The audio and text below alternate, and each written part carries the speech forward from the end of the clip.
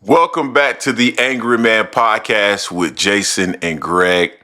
Uh, man, this is an interesting one because it's two of my favorite people in boxing that got the opportunity to connect, and they will get the opportunity to connect again. Well, they'll probably connect over the next several weeks, but they'll definitely get the opportunity to connect several more times in the month of November because their sons are going to fight in November in a big Riyadh card. So I'm excited about that. And we're going to dive into this particular topic here because Bill and Devin Haney, and as a matter of fact, Zab Judah, they have all revealed their strategy going into this fight. And so I want to talk a little bit about that because it's a little dicey. All right. But before we do that, I would like to welcome those of you who are new to the channel. This is the Angry Man Podcast, AM Sports Media, where Jason and I are always dropping boxing related content. So make sure that you become a subscriber. And for those of you who are regular patrons of the channel, you already know who we are. You know what we do.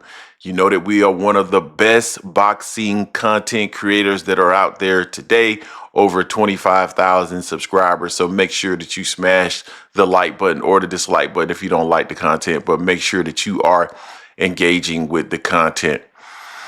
Man, the two gentlemen I am talking about, I've not had the opportunity to get them on the platform, but I do so enjoy hearing him talk. Bill Haney. A lot of people think that I don't like Devin Haney or Bill Haney. I actually like Devin Haney. I think Devin Haney, he's a stand-up guy in the sense that Devin will get into the ring with anybody, it seems like. So I give Devin a lot of props for that. And then Bill Haney is one of the more gregarious, entertaining individuals that I've seen in the sport of boxing. I think he's done wonderful things for his son. So I commend him for that. I got a lot of respect for Bill Haney in that regard. And I think he's one of the more colorful characters in the sport of boxing. And then the Normans, A-Town's finest. I got a ton of respect for the Normans. Some of the most genuine people that you'll want to see in the sport. So welcoming. I've gotten the opportunity to be at their gym several occasions. I love the Normans, period. End of story, right?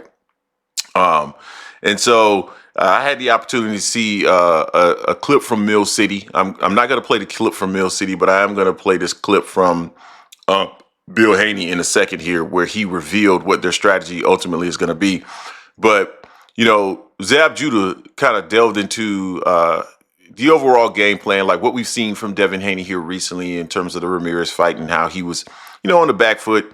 Some of the training that we've seen here talking about the shoulder work, the joint work, what they're doing, how he's maturing into the weight class, and how he's building his body up, and how we're going to see a better version of Devin Haney, a more aggressive version of Devin Haney, how it's going to be war for Devin Haney, and how Brian Norman Jr. has not been at this level. Devin Haney has been at this level. Now, Devin technically has been at this level. Brian Norman Sr. has brought up the fact that although Devin has been at this level, in reality, Devin has really only been in the ring with one quote unquote elite level fighter in Lomachenko. And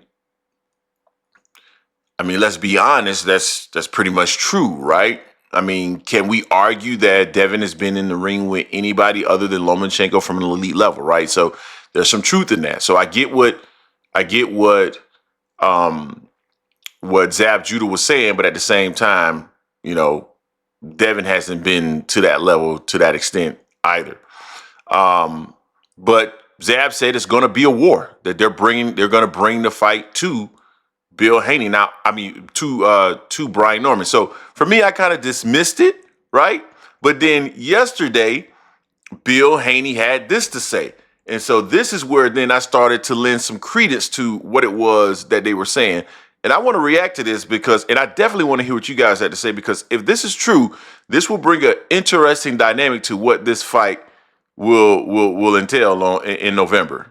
You don't make the fight. We didn't make the fight. It's Turkey, right? So there ain't nothing to talk about, right? I come on here. I talk about the game plan that Devin is going to tattoo the fuck out your son's face. We're going to start with that motherfucking stick and show him that you got to have a motherfucking stick in this motherfucking business. You see what I'm saying? He going to press him. You know what I mean? You going to see that motherfucking Brian Norman going backwards. You dig what I'm saying? Because you thinking that he just going to come forward and press. So I'm talking to you. Now, why aren't you talking back? You don't. They're going to press him. Now the stick, I get that. I've always thought Devin is going to try to utilize that stick, right? Devin is the rangier fighter. And I think any fighter that's the rangier, I mean, in general, it makes sense to use that stick, right? For any fighter, it is a good idea to use your stick. But when you are the smaller fighter moving up, and theoretically, Devin isn't a small fighter, right? Devin is a big guy, right? Devin was at 140, came into the ring against Regis Prograis at approximately 160, was it 65 pounds? So essentially, he was a super middleweight. So Devin's really not a small guy, but Devin doesn't have a lot of punching power. I mean, that's generally known, right? So, and Brian Norman does have punching power. So it's generally a good idea to use your stick, but to press Brian Norman, where we understand that Brian Norman is the puncher and Devin isn't. And I can tell you guys, man, I've had the opportunity to see Brian Norman in person. And during the interview that I had with him, which I still have my interview with Brian Norman, you guys saw an interview that I did with Brian Norman Jr. and Sr., but I had my own individual interview with Brian Norman that I'm holding on to that I'll probably release here in the next week or so. But Brian Norman was probably like around 160, I think he said it was 165 or something like that. And that was probably about 3 weeks ago. And he is dieseled. He is a stocky dude, man. So I just don't see it being a good idea for someone like Devin Haney, unless you are so much faster than your opponent and your defense is so pristine that you can shoot your shot and either get out of the way or catch what's coming back to you. In my opinion, it doesn't make sense for you to press your opponent. So I don't know if this is just bluff, but if this is truly their game plan,